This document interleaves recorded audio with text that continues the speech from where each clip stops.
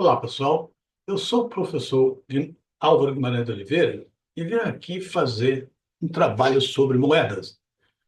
O problema é o seguinte: a moeda, desde que de humanidade a humanidade, é que se estuda a moeda. Os economistas são responsáveis por estudar a moeda. Mas os economistas têm um grande problema: eles não estão preparados para isso.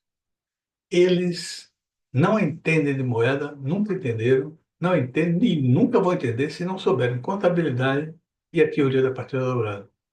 É por isso que essa confusão toda de conceitos que existe aí em relação aos economistas. Os economistas são muito confusos por formação. O que é que eu quero dizer confuso por formação? Porque a formação do economista dá pouco peso, mas pouquíssimo mesmo, à contabilidade e, evidentemente, à teoria da partida dobrada. E eu acho que quem pode tratar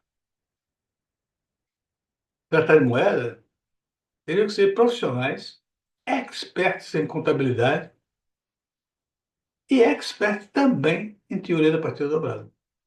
Eu sou um deles. Tá certo? É por isso que eu vou falar sobre isso. Ok, vamos compartilhar aí e vamos preparar o material para a gente.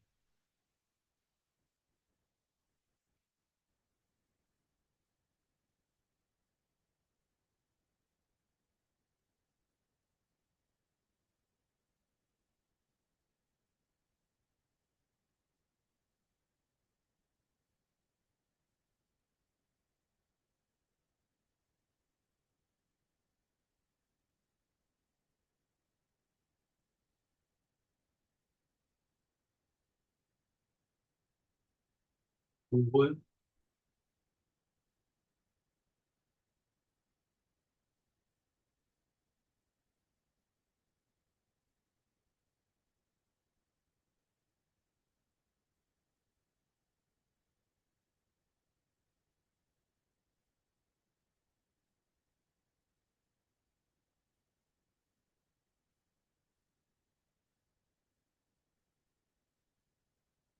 Desculpa aí, mas a gente tem que perder um tempinho organizando aqui esse material para que ele fique compatível, mais compatível com a qualidade do nosso serviço. Principalmente do Sérgio Mariz, ele faz todos os meus serviços tecnológicos. Essas qualidades apresentadas por ele. É o maior web designer do país. E, evidentemente, ele está de olho. Ele reclama muito quando eu faço um trabalho que não apresenta a qualidade que ele imagina que deve ter. Então, eu estou aqui tentando buscar uma qualidade desse tipo. Pois é, aí já está, já dá para a gente falar e a respeito do nosso trabalho. Olha só, vocês vão se assustar, né? Mas calma, pare, pense e ouça com atenção que eu vou falar sobre essas coisas. Ela é um tanto confusa, eu vou explicar por que que ela é confusa. Primeiro, porque as pessoas que falam dela, que são os economistas não têm muito conhecimento de contabilidade e de teoria da partida dobrada. Portanto, dificilmente eles vão entender de moeda. Eles confundem muitos conceitos. Nós vamos ver isso aí. A moeda é uma unidade de conta, de troca, né? E métrica do poder aquisitivo. Isto é invariável. A moeda é tanto invariável quanto é o peso de 1 quilo. Porque o peso de 1 quilo é uma métrica. Mede a quantidade de açúcar que eu estou vendendo. Quando eu quero vender 1 quilo de açúcar, eu boto 1 quilo no lado da balança, na época eu trabalhava no meu pai, e botava açúcar desse lado. Quando a balança equilibrava, tinha 1 quilo de açúcar. Esse peso não pode variar. Porque se esse peso variar, como é que eu sei que tem aqui 1 quilo de açúcar? Se é que eu botei menos açúcar ou que o peso agora está maior ou o peso está menor? Não pode. Quando acontece isso, tem que haver uma invariabilidade de uma das variáveis. São duas variáveis, o peso e a quantidade de açúcar. Tá certo? Então, peso é invariável. A moeda é invariável. Se eu tenho R$ 1.000, eu tenho um poder aquisitivo de R$ 1.000. Se você tem R$ 2.000, você tem um poder aquisitivo de R$ 2.000. Tá certo? Então, a moeda é invariável. Porque quando eu compro alguma coisa, se minha moeda não for invariável, se ela perder poder aquisitivo, como dizem, eu não vou saber se eu paguei certo ou não paguei errado. Será que estava certo? A moeda tinha um poder aquisitivo menor? Como é que eu faço? Quando eu vou ao banco tomar emprestado, eu estou emprestado R$ 100.000. O banco me empresta R$ 1.000. Vem cá, aquele dinheiro, R$ 100.000, o valor aquisitivo dele qual é? R$ 100.000. Se ele perder valor aquisitivo, eu não tomei R$ 100.000. Simplesmente é assim. E aí, qual é os juros que o banco vai me cobrar? Porque ele está me vendendo R$ 100.000 e, na realidade, o poder aquisitivo dele é menor. Seria muito confuso se fosse assim. Tá certo? É por isso que a moeda tem que ser, como todas as métricas, tem que ser invariável. Não existe possibilidade de a moeda ou dinheiro perder poder aquisitivo. É impossível, porque senão desmorona tudo o sistema métrico. Tá certo? O que é poder aquisitivo ou poder de compra? Meu poder aquisitivo é R$ 500. Eu posso comprar na sociedade R$ 500 com aquele dinheiro que eu tenho na mão. Se é poder aquisitivo R$ 1.000, se eu tiver R$ 1.000. Isso é poder aquisitivo ou poder de compra. É a mesma coisa, são sinônimos. É o preço que determina a perda de poder aquisitivo do comprador e ganho do vendedor.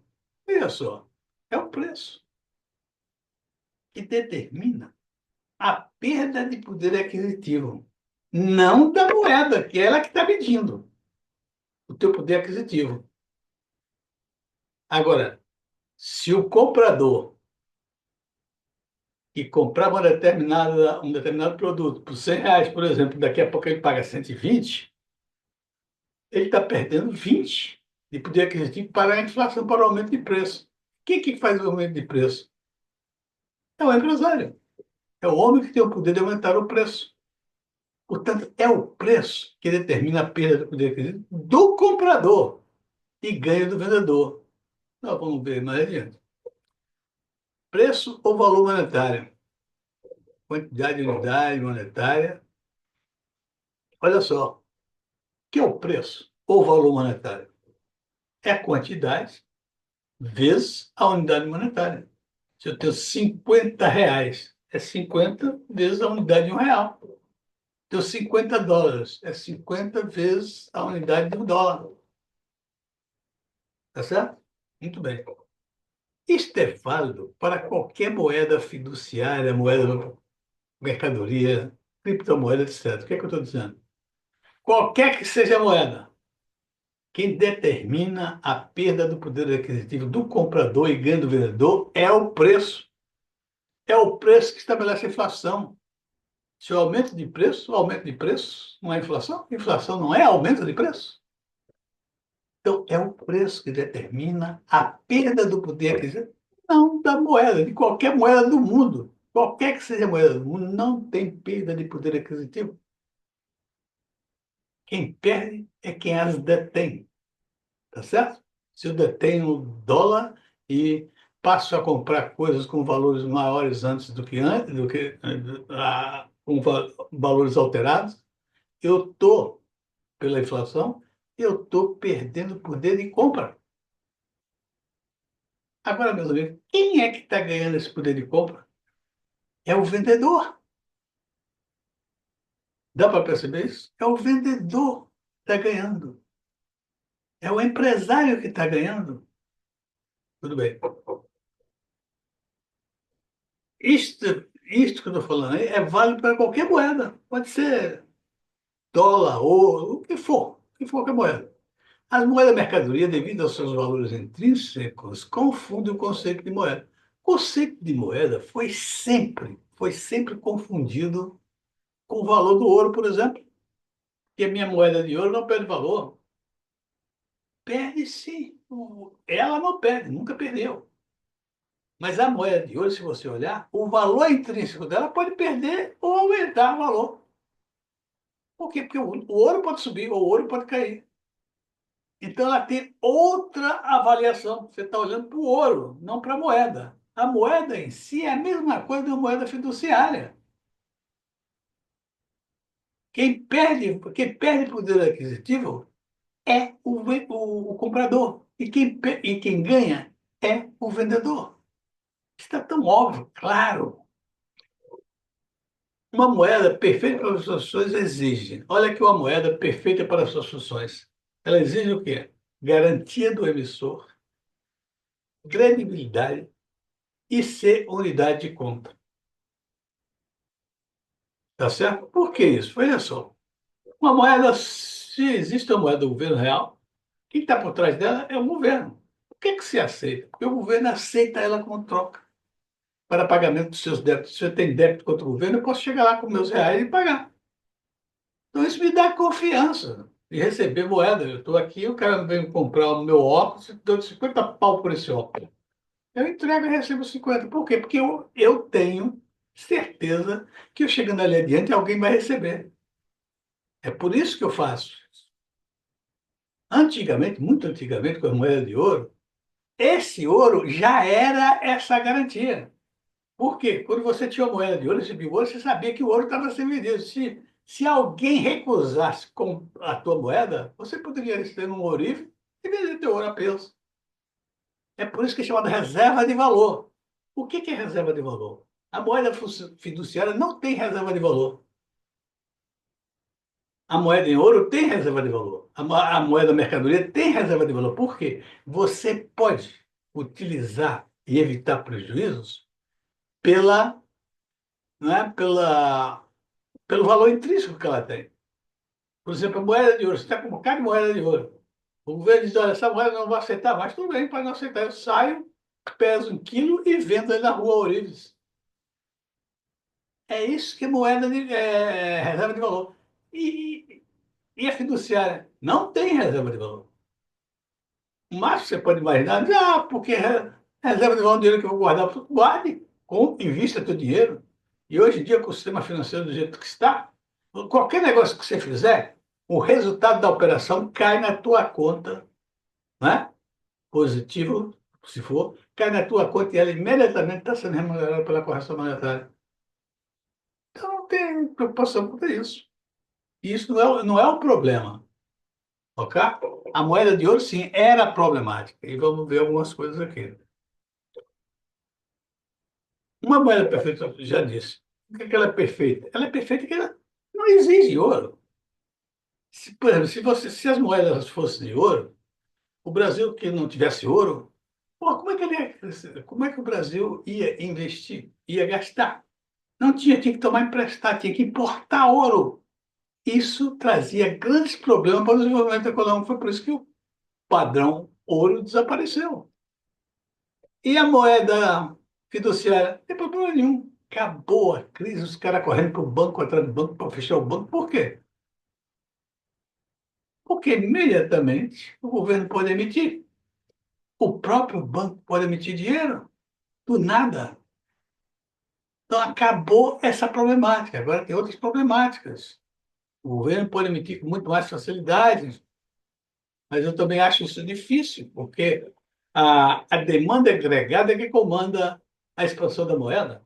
Se a demanda agregada cresce, a expansão da moeda necessariamente é endógena à moeda. Como é que a moeda é emitida? É emitida pelos gastos do governo e pelo crédito e financiamento dos bancos. Ela é endógena, a moeda é endógena ao sistema.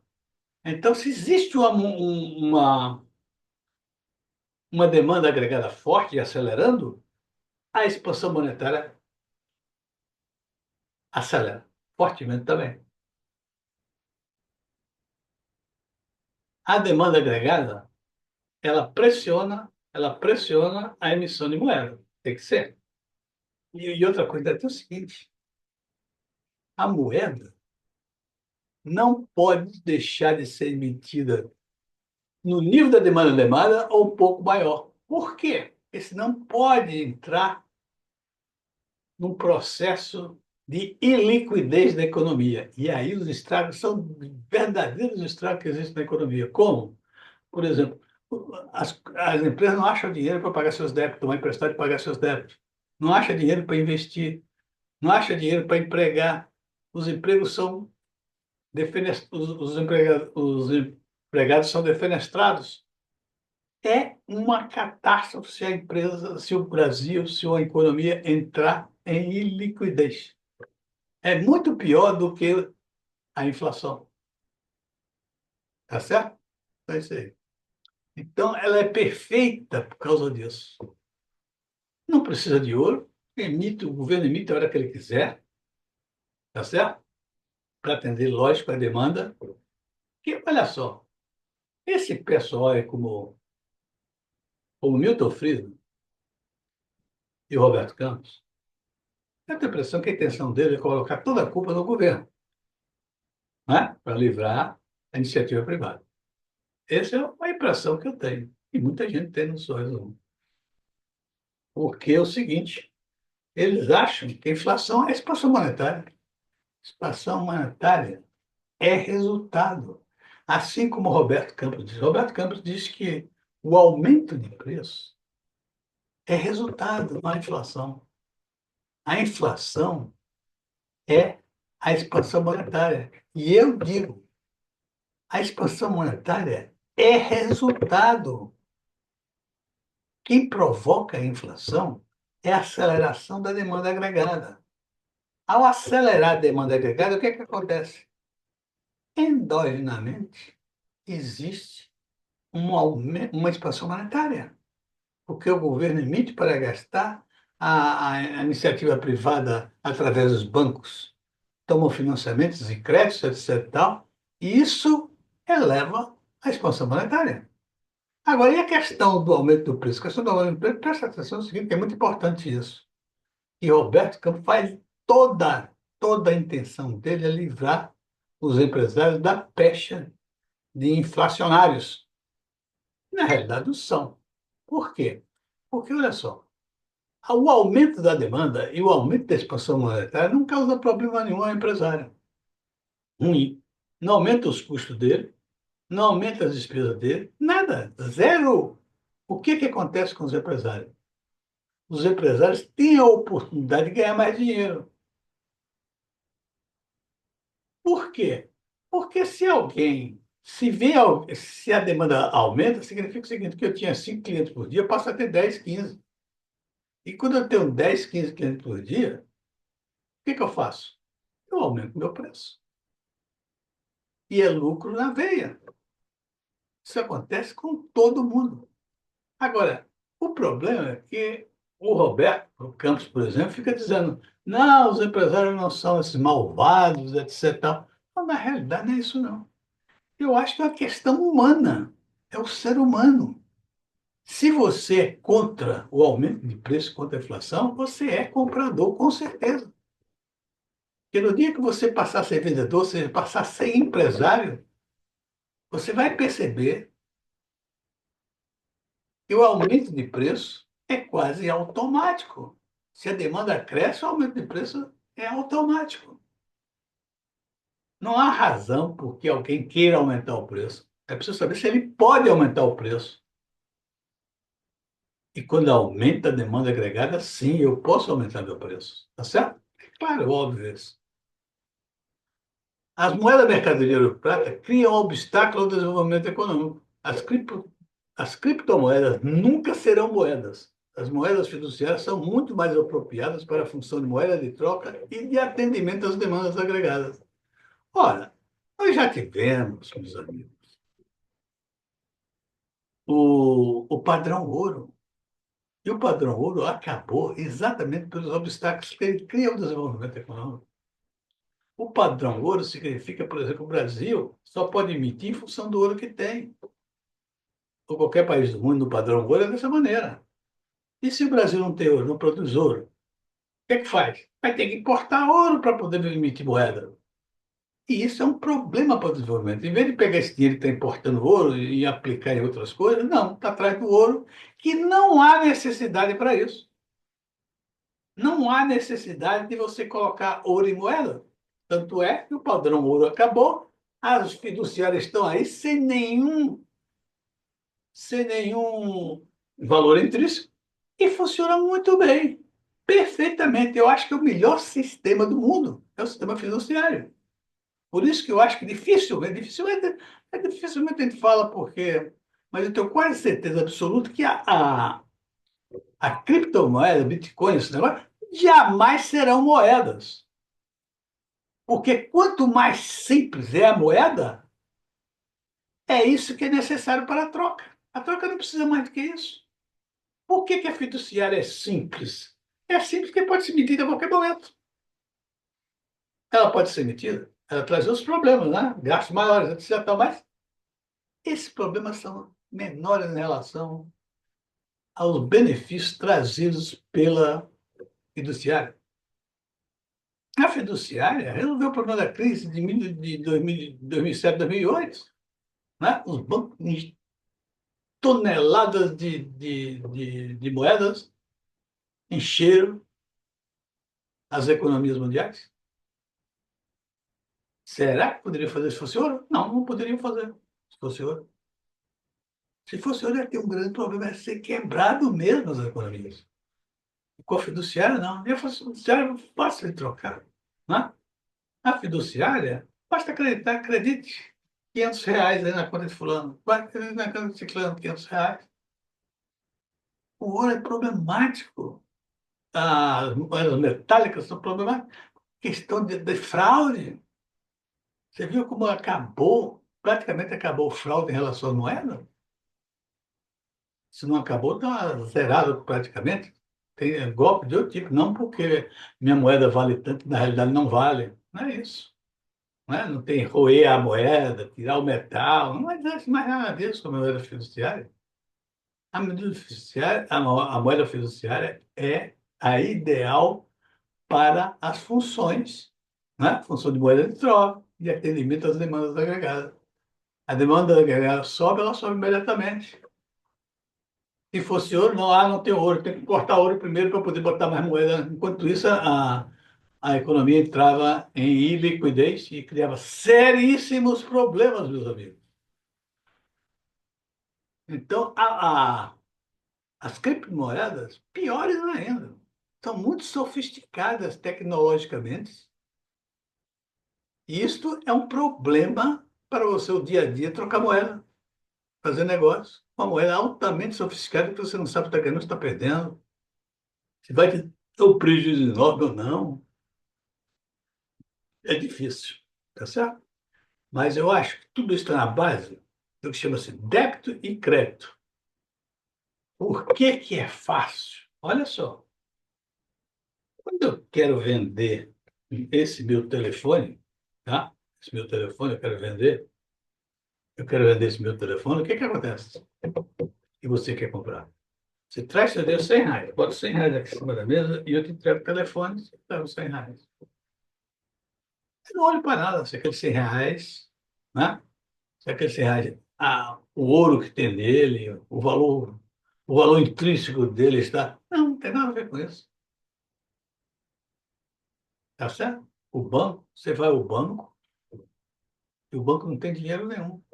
Através da teoria da parceria da débito e crédito, você sai lá com um empréstimo de bilhões e o banco não tem dinheiro.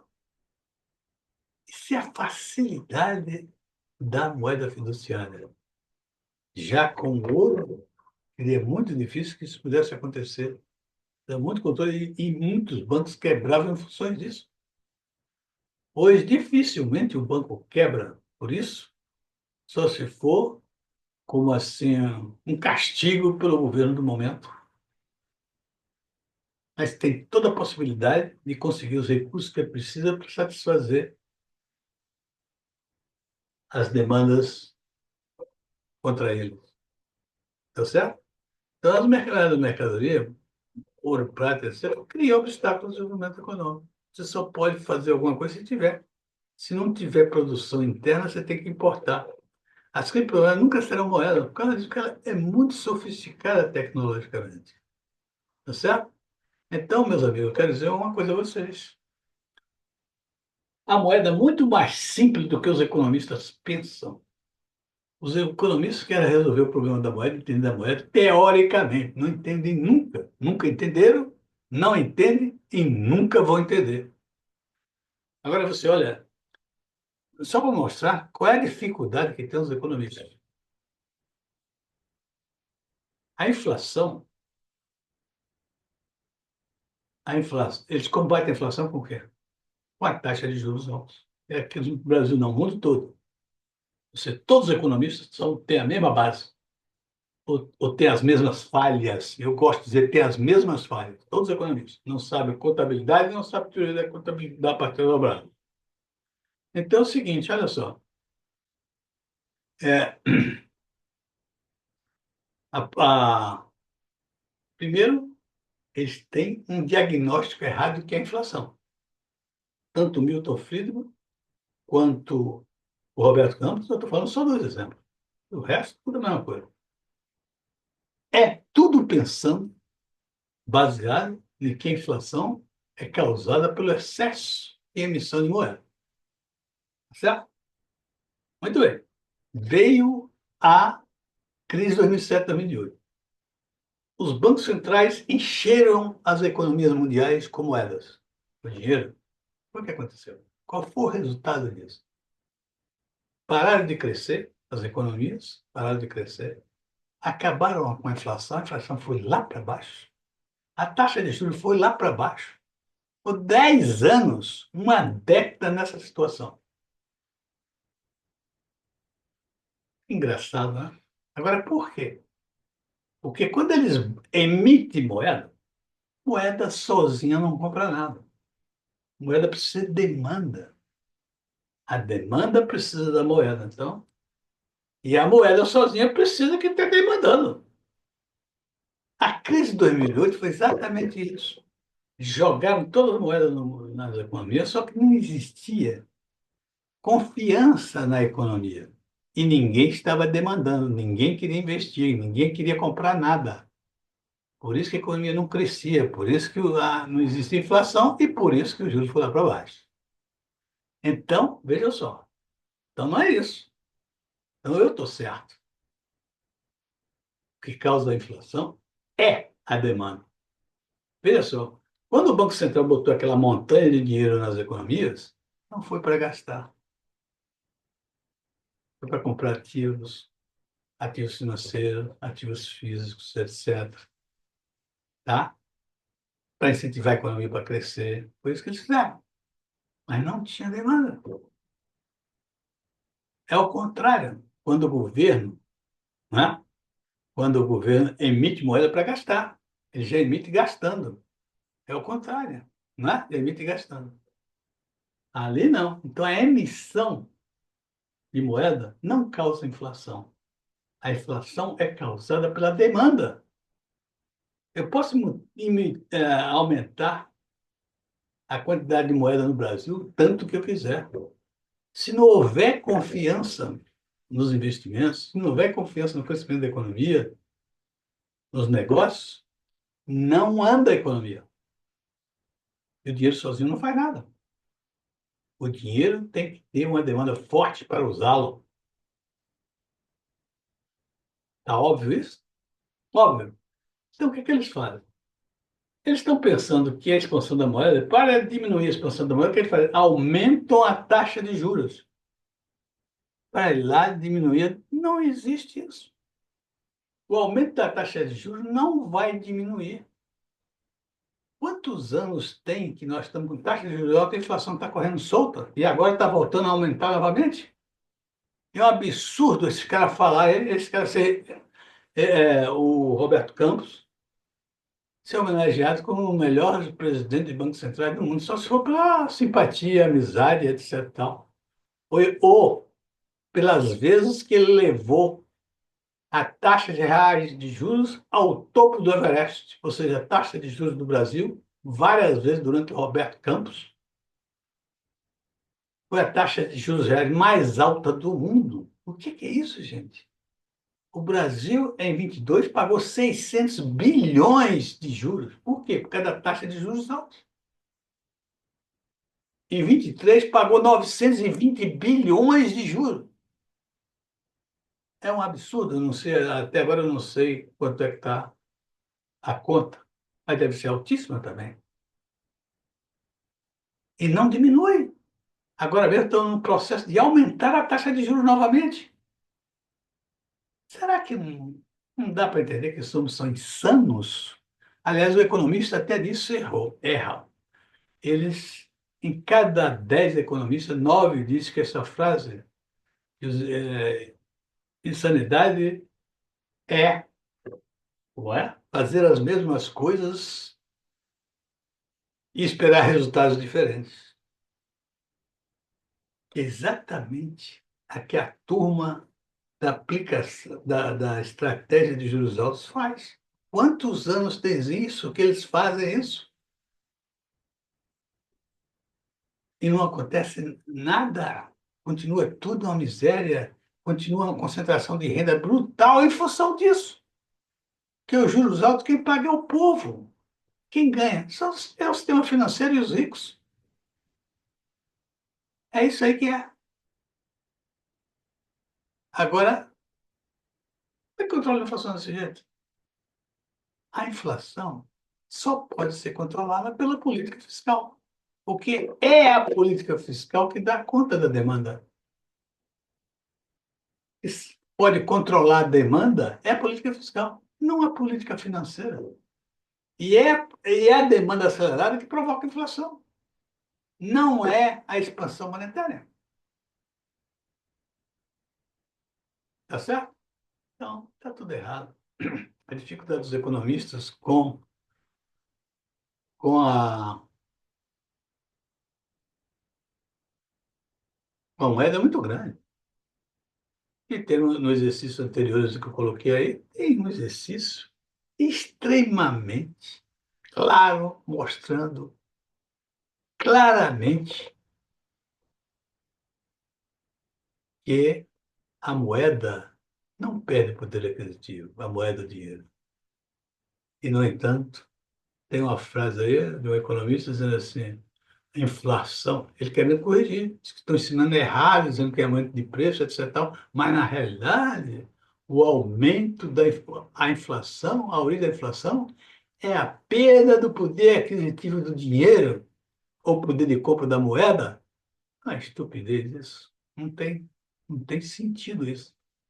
O exemplo está mostrado, eu estou dizendo aqui a vocês, e vocês estão olhando aí, e eu acho que meus exemplos são bastante simples, mostrando que realmente não existe. Só para terminar, eu vou dizer, olha só, eu estou com R$ 500. Qual é o meu poder aquisitivo? R$ 500. Se eu comprar 100 de uma mercadoria, o que é que acontece?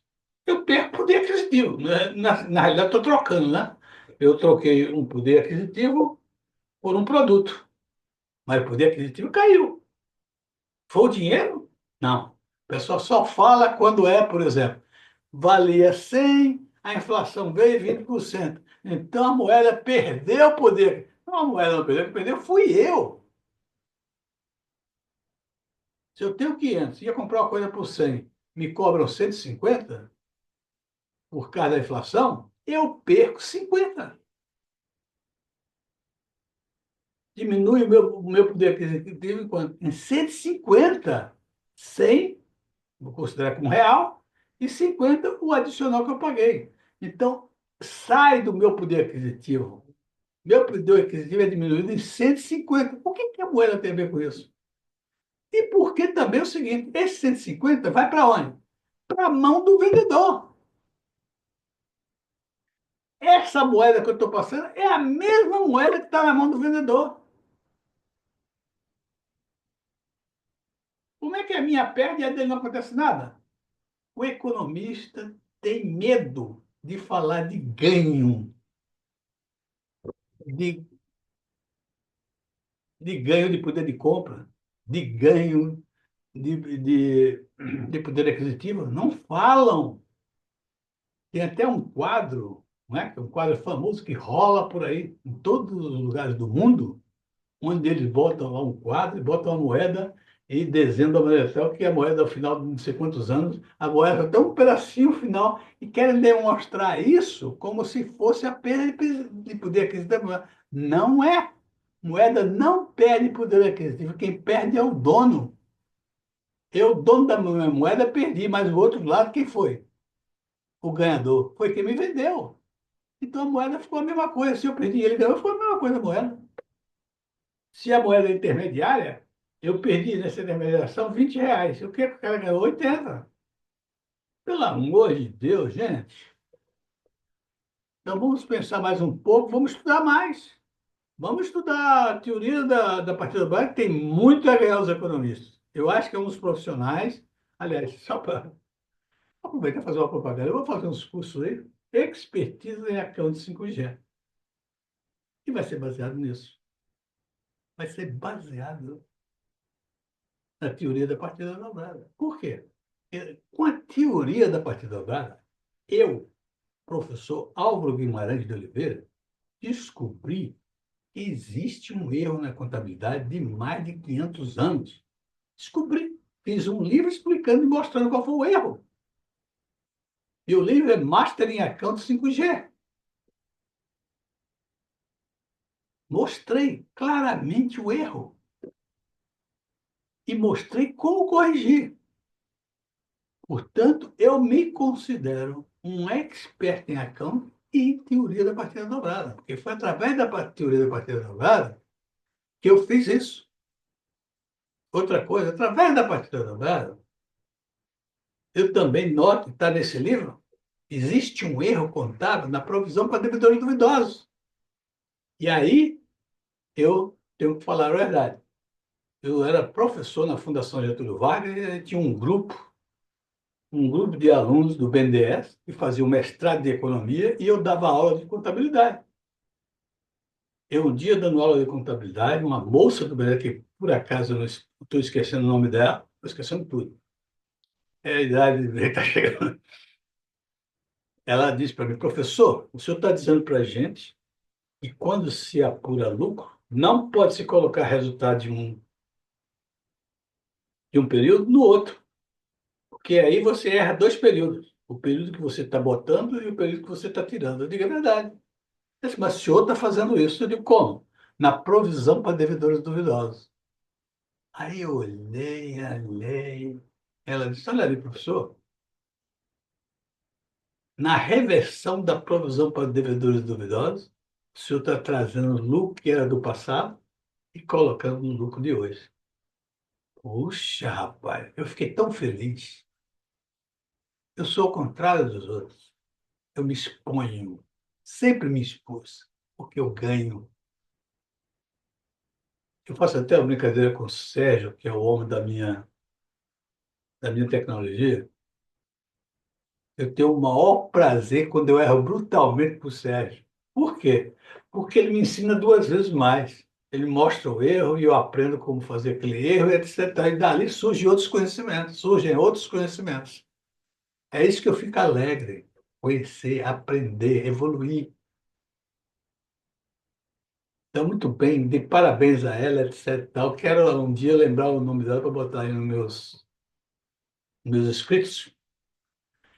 E, lógico, fui para casa, pensei bem no problema, vim com a solução. Como era que se devia fazer para corrigir a provisão para devedores duvidosos? E está nesse meu livro, Master em Account 5G, que eu vou falar agora no dia 29, sexta-feira próxima, na live, vou falar sobre essas coisas.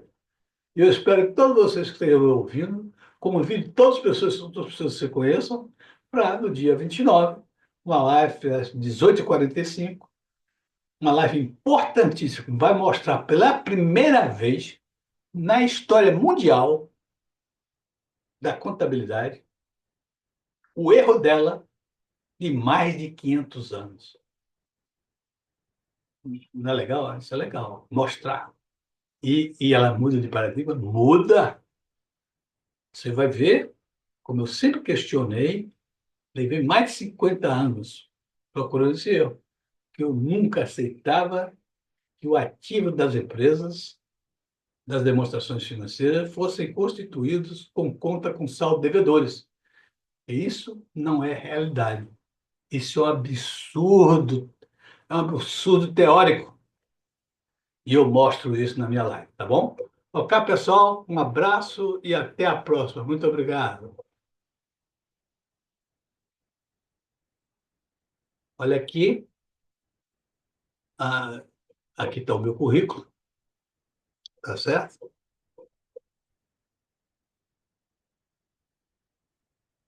Pode olhar meu currículo aí. E tem os livros que fazem parte, Master em Account 5G e Lucro, uma definição com precisão cirúrgica. São os cursos que eu vou apresentar aí. Muito obrigado e até a próxima. Grande abraço para vocês.